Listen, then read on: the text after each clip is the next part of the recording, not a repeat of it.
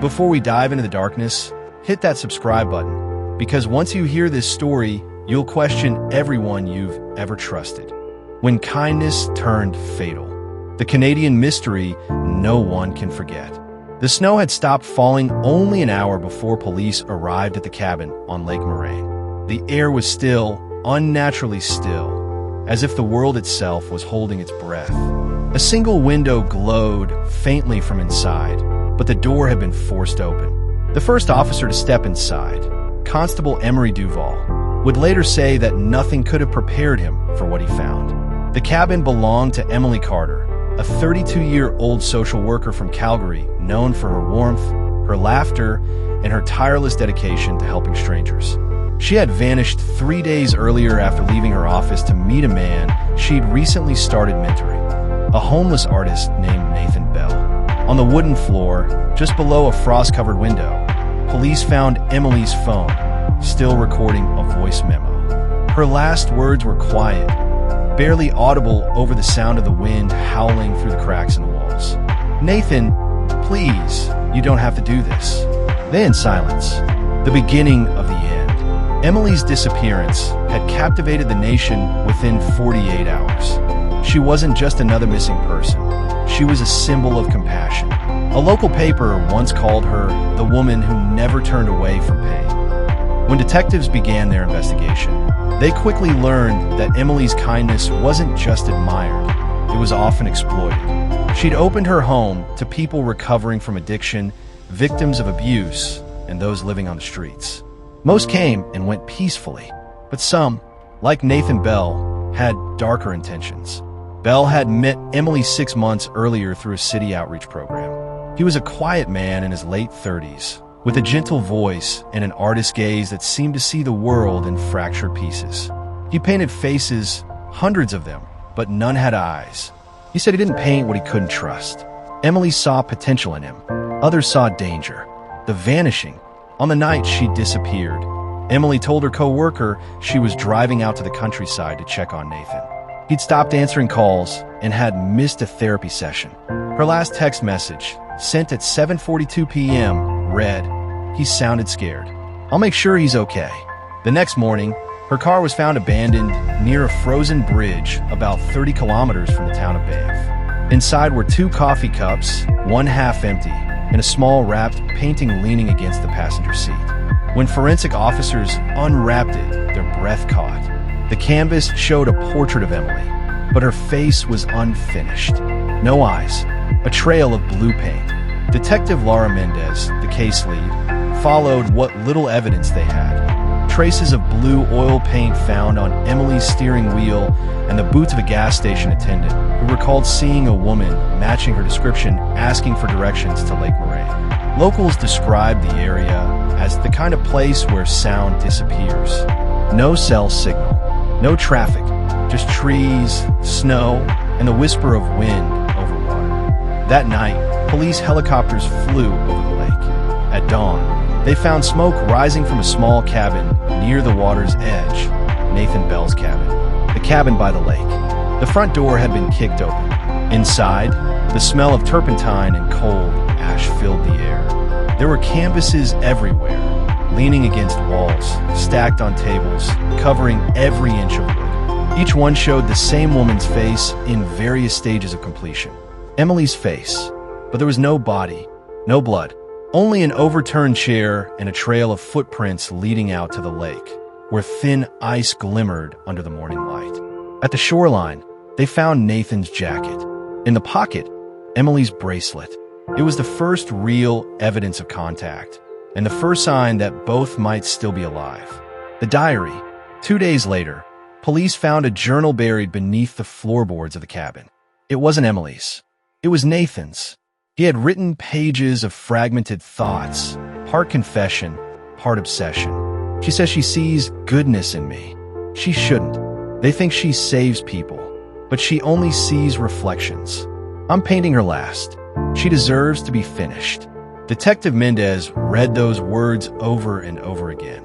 To her, it sounded less like the ramblings of a murderer and more like the desperation of someone losing his grip on sanity. But then came the entry dated the night Emily vanished. Tonight, she'll understand why I paint them without eyes. Because trust is blindness. And she trusted me. The search. The Royal Canadian Mounted Police launched one of the largest manhunts in Alberta's history. Over 200 officers combed the surrounding forests using drones, dogs, and heat sensors. The temperature dropped below minus 20 degrees Celsius. By day 5, hopes were fading. The media began calling it the kindness case. Talk shows debated whether empathy had a limit, if caring too much could be fatal. Then, on the 6th night, a park ranger radioed in. He'd seen smoke from another cabin deep in the woods, 10 kilometers north of where Bell's hideout had burned. When officers reached the site, they found a fire still burning and 2 mugs beside it. One was engraved with the letter E. The second cabin. Inside the second cabin, they discovered something chilling yet eerily calm. The place was spotless, clean floors, freshly made bed, warm blankets. It was as if someone had been living there quietly for days. On the table sat a finished painting. Emily Carter, eyes wide open. In the corner, a single camera was mounted on a tripod, pointed at the canvas. The memory card inside contained a 17-minute video. Detective Mendez pressed play. The video began with Emily sitting across from Nathan. Her voice was steady. "Nathan, why are you doing this?" He looked exhausted, almost childlike. "You wanted to fix me, but you can't fix someone who isn't broken." Emily leaned forward, whispering something inaudible. Nathan closed his eyes, tears streaming down his face. Then the frame shook as he stood and turned the camera toward the painting. Now she sees. The screen went black, the body under the ice. 3 days later, a thaw in the lake revealed what the police had missed before. A piece of fabric trapped beneath the surface. Divers confirmed it was clothing. By sunset, they pulled the body from the water. Nathan Bell, no signs of struggle, no injuries, just an expression of peace frozen on his face. In his hand, he clutched a small wooden pendant shaped like an eye. Inside it, a tiny folded note. "She's free." The autopsy confirmed he drowned 2 nights before the Rangers spotted the fire at the second cabin, which meant someone else had been there. Someone alive. The final discovery.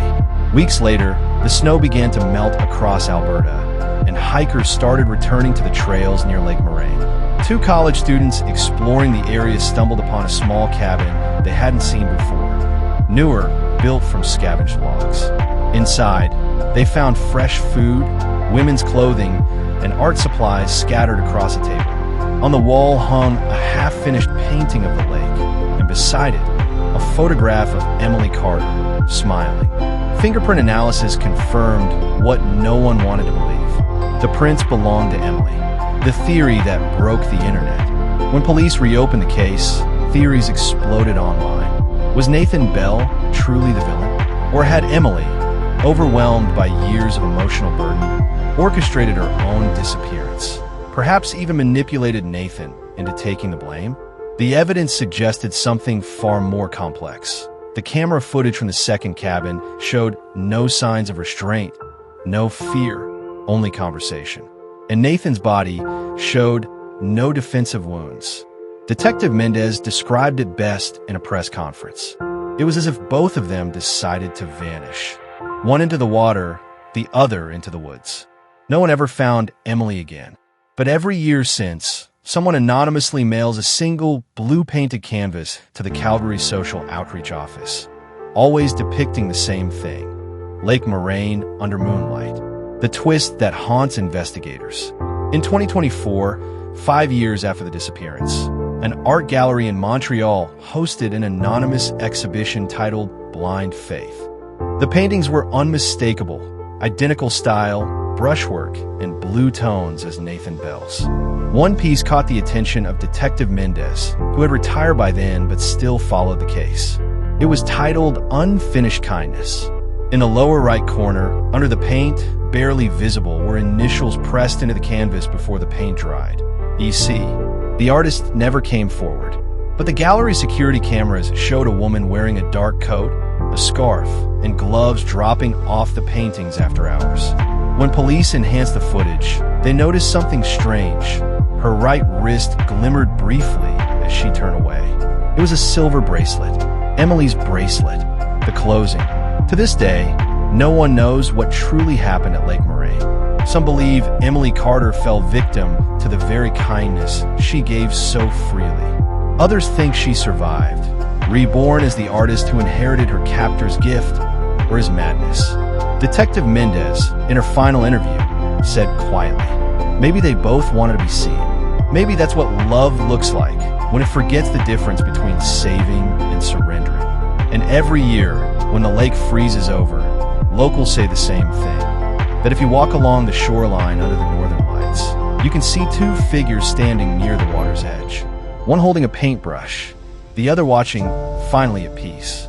Skull, they called it the Canadian kindness case. But some say it was never kindness at all. It was obsession disguised as mercy. If you think this story was dark, you're not ready for what's next. Hit subscribe before you disappear into the snow.